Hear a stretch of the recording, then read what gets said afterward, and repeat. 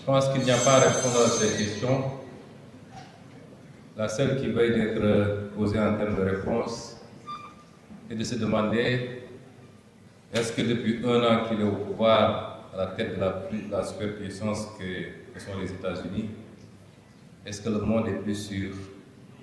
Est-ce que le monde est plus stable? Est-ce que le monde est en paix?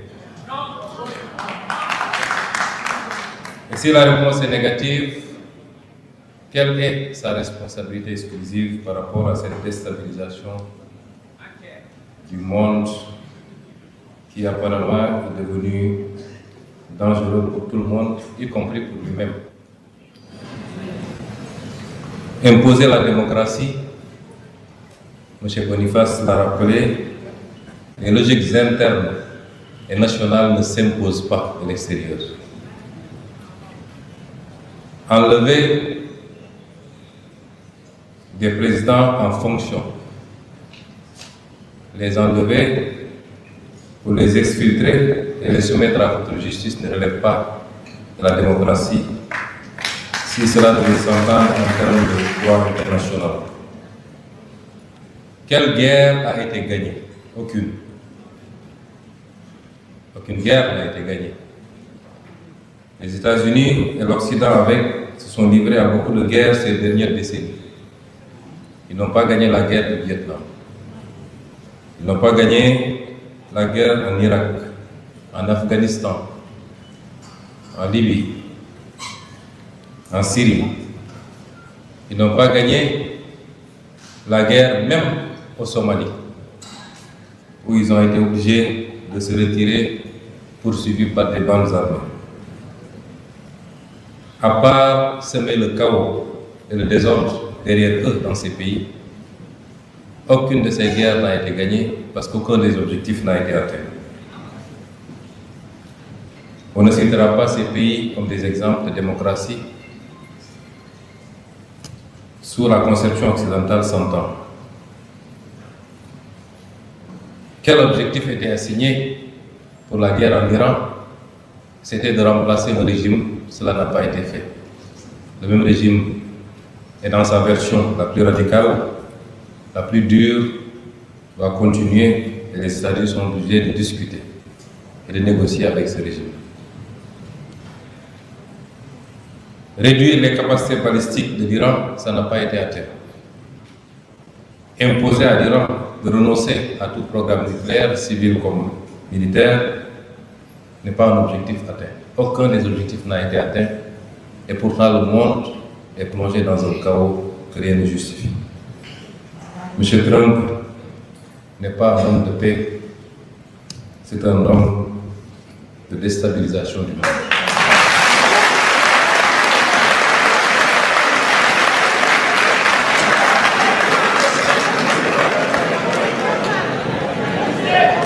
Et à côté de tout ça,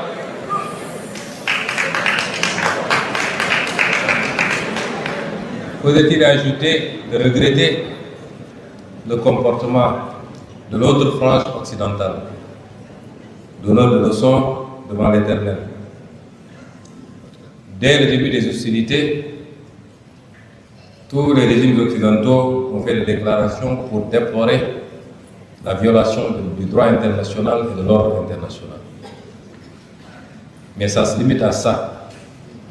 Et pour atténuer et justifier, d'ailleurs, se justifier auprès de leur patron, il faut qu'ils ajoutent néanmoins qu'ils se réjouissent que le guide Khamenei ait été exécuté, puisque c'est un dangereux terroriste qui brime son peuple, qu'ils se réjouissent que Nicolas Maduro ait été exfiltré, parce que c'était un dictateur, jouant à un équilibrisme que rien ne justifie. Ce n'est pas à eux d'estimer et de décider pour les autres peuples. Qu'il leur suffise de le faire pour eux-mêmes, ce qui semble être de plus en plus complexe. Déplorer la violation du droit international et de l'autre côté mettre à disposition ces bases militaires ne relève pas d'une cohérence politique. Alors, quels enseignements devons-nous tirer de tout ça? Les répercussions de cette crise, nous devons encore attendre. Elles sont déjà extrêmement impactantes dans le mauvais sens. Peut-être au-delà des questions liées aux hydrocarbures et aux énergies, devrons nous attendre, surtout pour les pays les moins préparés comme les nôtres, à des répercussions sur les produits alimentaires et sur beaucoup d'autres aspects. Mais tout ceci découle de ce qu'il est convenu d'appeler le piège de Thucydide, que certainement le professeur Boniface connaît mieux que nous.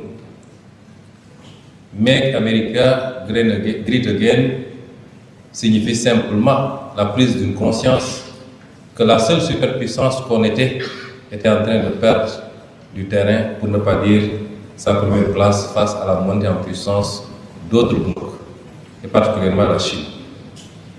La solution n'est pas celle qui est hésitée aujourd'hui par l'Amérique et par le président Trump. Essayer de réaffirmer sa toute-puissance sur sa zone de rayonnement, notamment l'Europe occidentale, une partie de l'Amérique du Sud et le Golfe, essayer de couper les pistes d'approvisionnement pour asphyxier un concurrent au risque de déstabiliser le monde entier n'est pas la solution. Et les États-Unis eux-mêmes n'échapperont pas aux conséquences extrêmement négatives.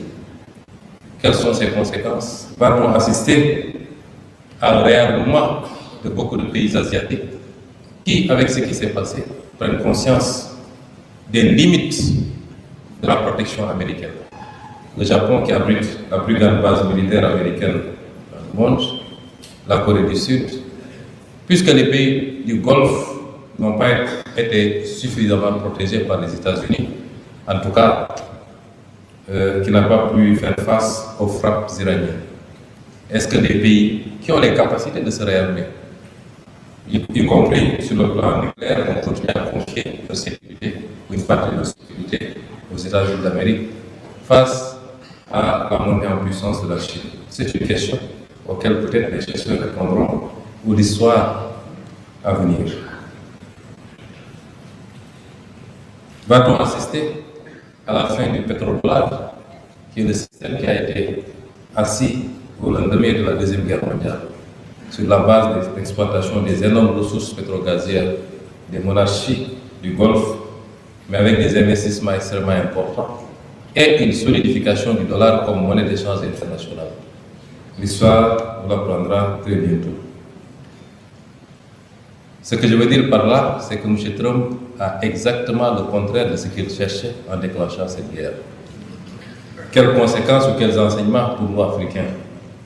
L'Iran vient de nous démontrer, je ne suis pas là pour juger en bien ou en mal le régime iranien, mais l'Iran nous a démontré que lorsqu'un peuple croit en lui-même, croit à ses capacités, lorsqu'il est convaincu d'être une civilisation forte, ancrée sur des valeurs endogènes, eh bien, ce peuple peut résister à tout. L'Iran vient de le démontrer.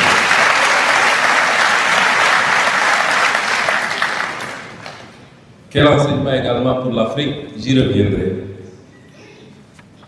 Monsieur le Président de l'Assemblée nationale, Monsieur le Premier ministre, Monsieur le ministre de la Culture,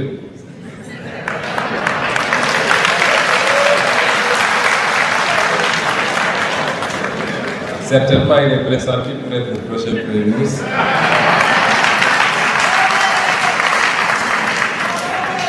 Mesdames et Messieurs les membres du gouvernement, honorables députés, Excellences, Mesdames, Messieurs les ambassadeurs, Monsieur le maire de Dakar, Messieurs les membres du comité scientifique, Monsieur le conférencier Pascal Boniface et vos équipes, Mesdames et Messieurs,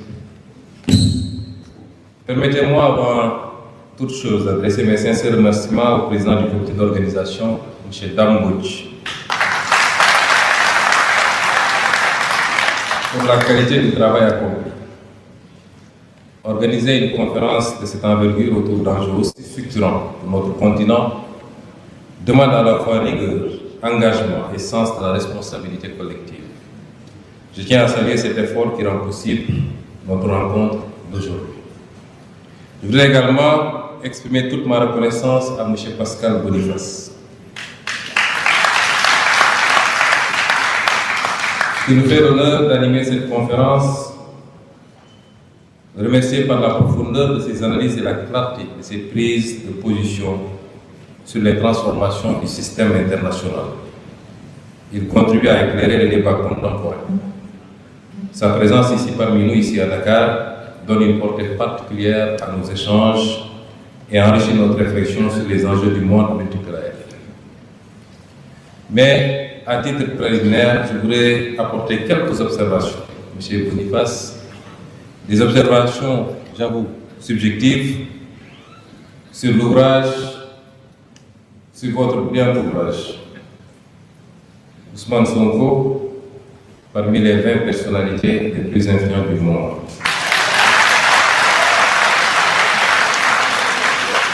Ma contribution n'ira pas à ce qui a été dit de beau et de positif dans